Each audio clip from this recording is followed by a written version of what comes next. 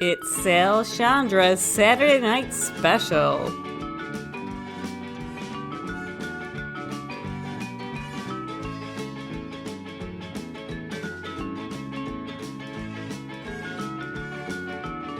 Hi there, and welcome to my Saturday Night Special. Tonight I'm flying solo due to some technical issues I encountered recording my forthcoming conversation with photographer Elena Fajemison. In this episode of the Saturday Night Special, I'll discuss what drawing and illustration mean to me, and how I came to be involved in it.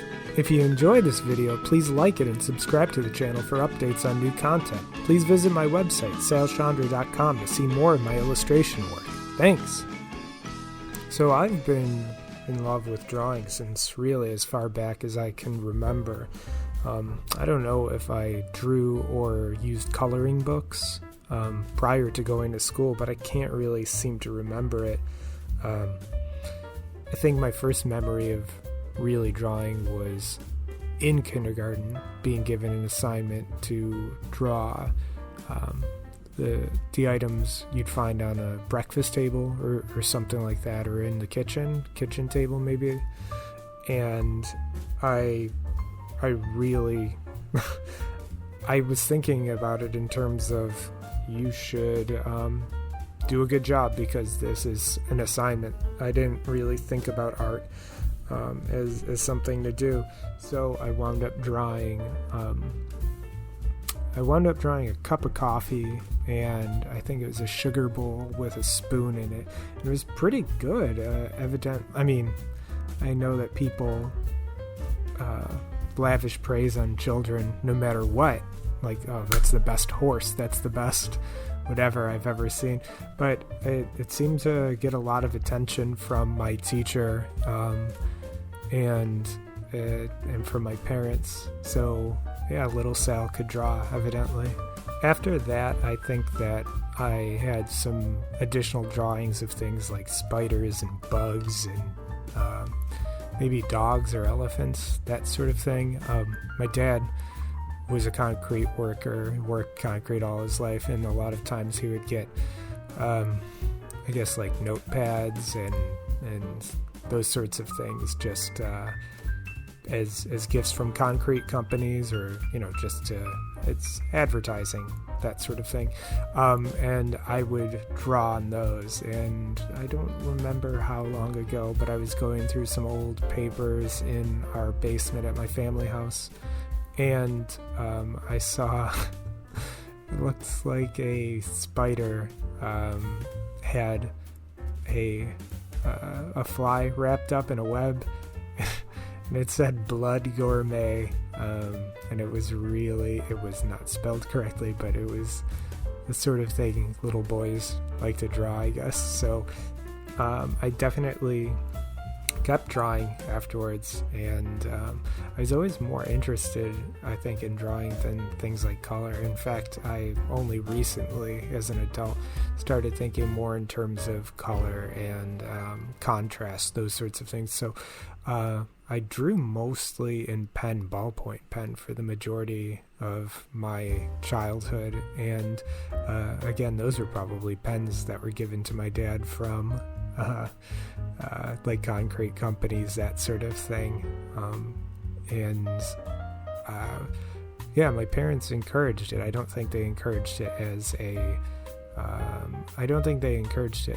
a choice for a living or anything like that, because I showed some aptitude in school. I was a very good student, but they told me that I got my talent from my uncles, or that I certainly showed promise, and I kept with that for a while and just kept drawing and always excelled in art class in grade school. I didn't actually take any art in high school, funny enough. And but I wasn't really sure of anything like any sorts of theory or any sorts of real academia behind it.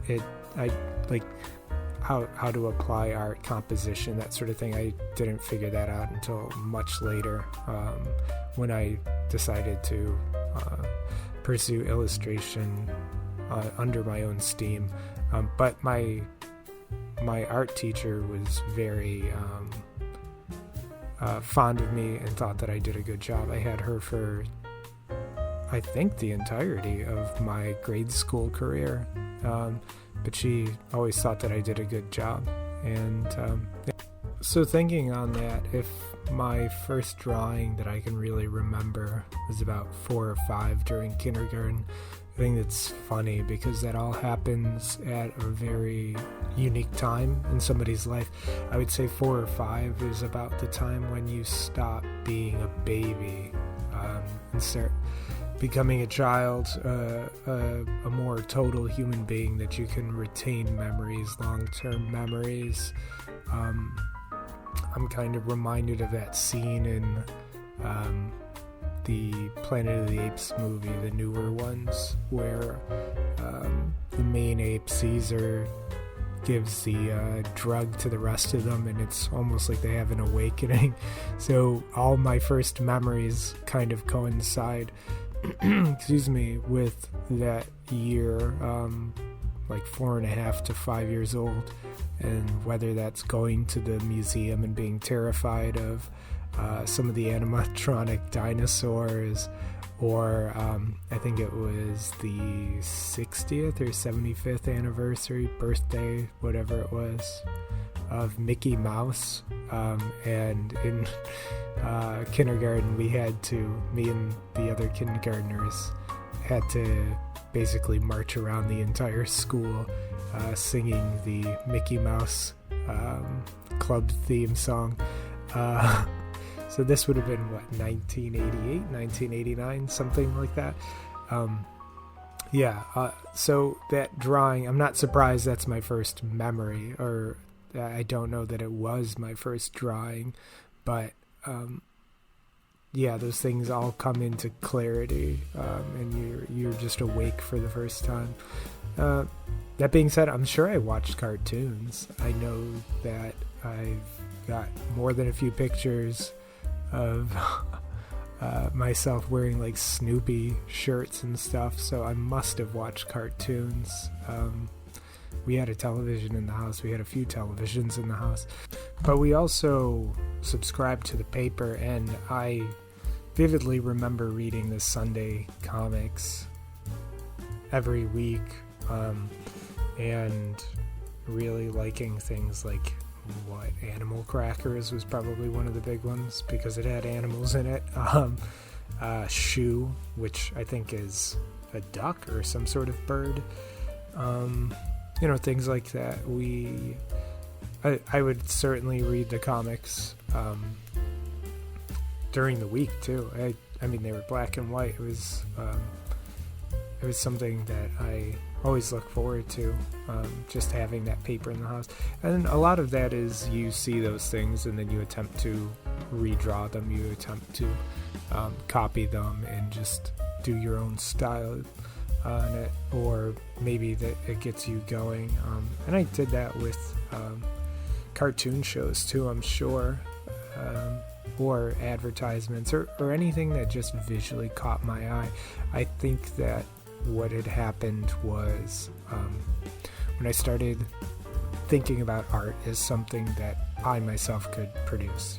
You come out of being a baby and then you become a child and you realize that art isn't just there, it's something that is created, it's something that's willed into existence from somebody else, and that Promethean fire is handed over to you, that you can make that art yourself.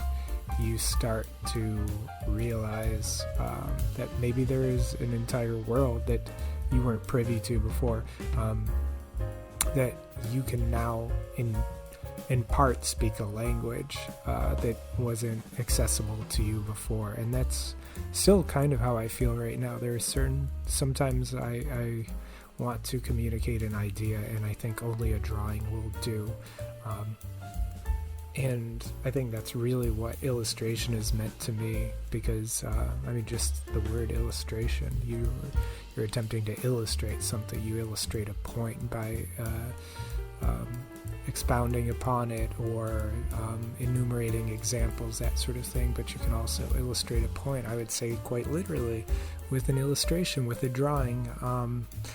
And excuse me, it's just it's been like that henceforth. Like I've thought about it in terms of this is a secondary language, and sometimes you get to converse with other people who speak it. Sometimes it's enormously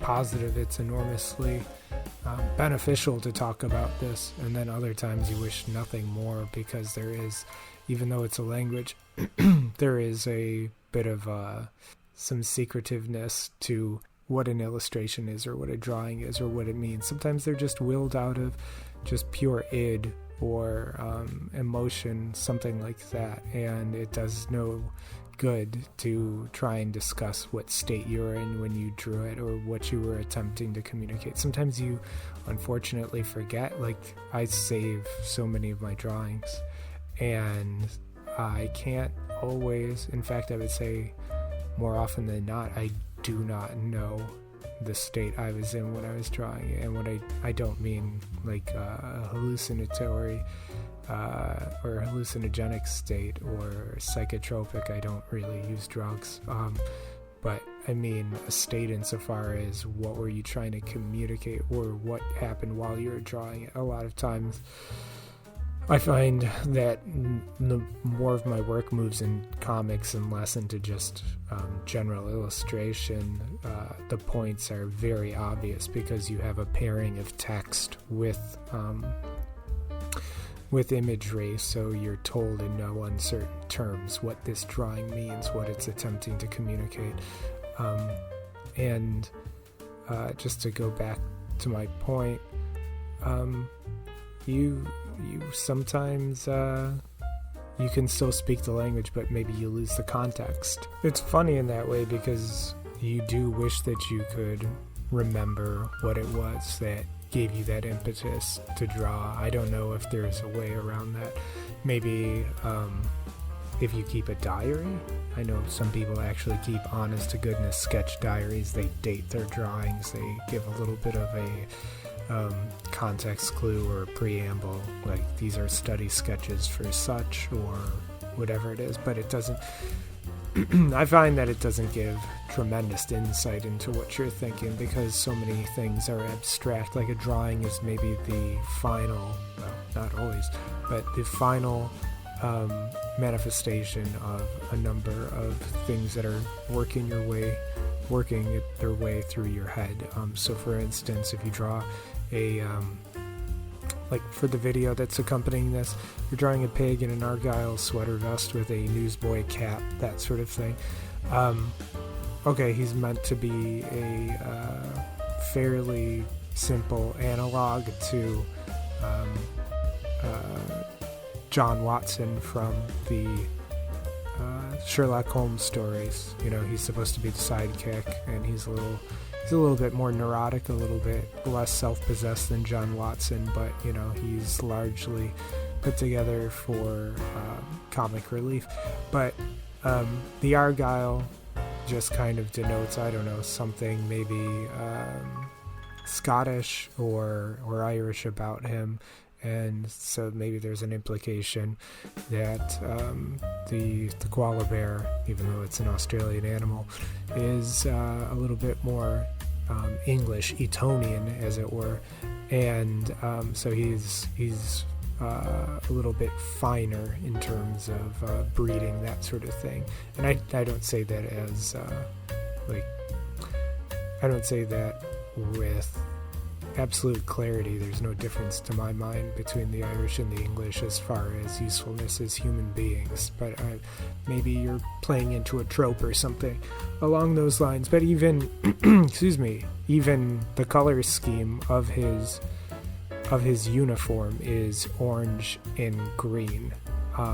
You know, the major colors in the, I mean, his shirt is white too, so basically he displays the color scheme of the Irish flag in some ways. But you also have to realize that there's some other stuff that's not spoken, that only is privy to the artist, maybe on an unconscious level. Like this pig kind of looks similar to a sort of pig that you would see in an old cartoon from I think it was CTV or CFTO TV, something, a Canadian station in Western New York and Buffalo. We get to see a lot of Canadian television, but there was a show called The Raccoons, and this pig somewhat looks like some of the pigs that were featured in that show, at least in terms of newsboy caps, that sort of thing. But what I'm getting at is there's a lot of stuff that you just cannot provide context clues with. These are going to be things that are only known to the artist. There's a language that you're speaking. Sometimes you're awake when you're speaking it. Sometimes you're dreaming when you, or maybe daydreaming when you do it. But they find their way into it. I mean, certainly this animal, this pig, is not wearing pants. He's wearing a sweater vest and a shirt, and that seems to suffice, because as Walt Disney said, the distinction between an animal and like Pluto or a horse or something like that and Goofy or Mickey Mouse is wearing of clothes. If the animal wears clothes, even a garment, then they are a human being, ostensibly, for all intents and purposes, for the world that they're constructing. I feel that same way, that the pants are superfluous in the same way. Like, I don't need to see Donald Duck wearing pants, but if he's not wearing a shirt in tandem with pants, then somehow your mind reads it as wrong. These are things that you just pick up along the way, and you just adopt or recombine in your own work. It's kind of fun to just talk about those things, but sometimes it just belabors the point. It's not interesting. And this is why I talk about this on shows when there is no guest to bore. All that being said, I think that there is a tremendous amount of power that comes in illustration from the ability and maybe even the utility, or the necessity rather, to create your own world, to illustrate entirely what it is you're attempting to convey. And what I mean is, if you have something like Tintin, then you have to imagine what Tintin's car looks like. You have to imagine what Tintin's clothes looks like. You have to provide for him. You get to be the sort of the god of that universe, and you get to be the dictator, and you choose, unless of course you're an artistic director as opposed to a auteur who's in complete control of everything. But as just as an auteur or the prime mover in this situation, you have to decide what these things are. You get to decide how strict, how slavish you are to the rules that you create for yourself. And it's a very, I think for some people it could be very troubling. It could be very tough, but for others it's probably enormously freeing that you get to have complete control over one aspect of your life. I mean, albeit it is a fictional aspect of your life, it doesn't mean that it's inconsequential. There are things that we have to ask ourselves. Is art redemptive? Is it therapeutic, for the artist as well as the viewer? And I would say a resounding yes. I think that the art of creation, the act of creation really, is salvation for us, and that it separates us from so many other animals. So the idea that you could maybe breathe life into the word of your creation, that you can create, and you can decide what's what. That pigs stand on their hind legs and wander into forest to rescue their friends.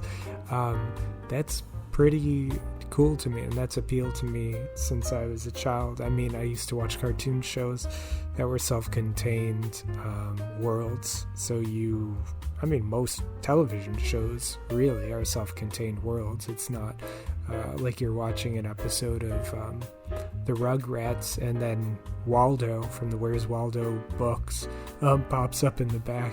These are completely different fictional universes or whatever. I think people call those universes now, or shared continuities, that sort of thing, which also, full disclosure, did really appeal to me as a child too. I think I was about 4th grade, maybe like 11 years old, and I attempted to start my own comic book company, like publishing thing with the full roster of different characters, with all my other grade school friends who would do any number of other artwork, other stories.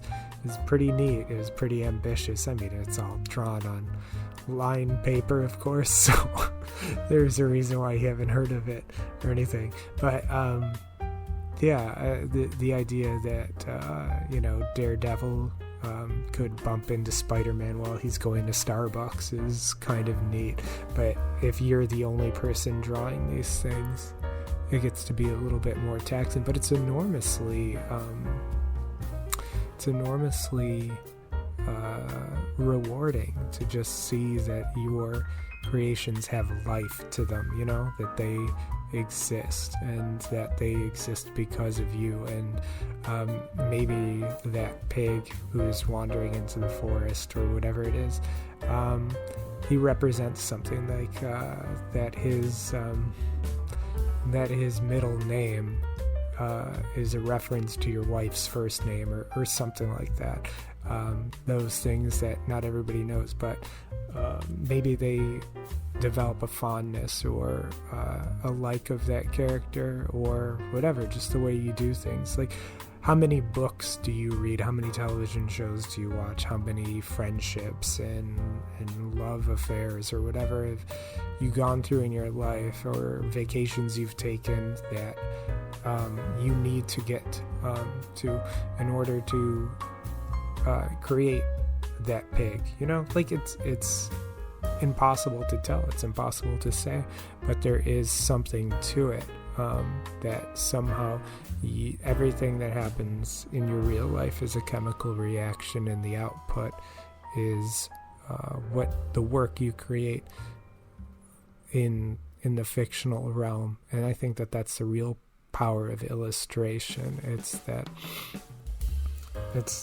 taking of the abstract and then attempting to make it logical or sensical, and then you put it through the filter of art, and there it is for people to consume or reflect upon. And then what effect will that have on them? Because I'm a product of everything that I've read, not in a tabula rasa way, or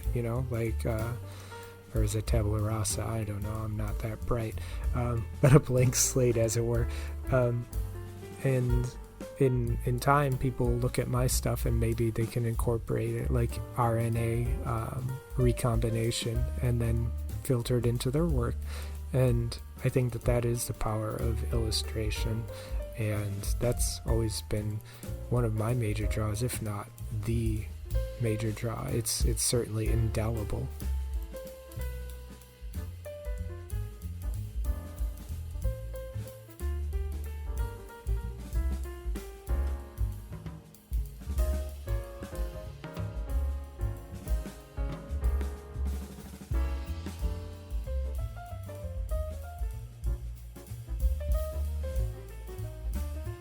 And that was this week's Saturday Night Special. I hope you enjoyed it. If you did, please like or share this video and subscribe to the channel for updates on new content. You can also find me online at Sciandra.com. There you can see more of my illustration work and find information about commissions. Until next week, take care of yourself.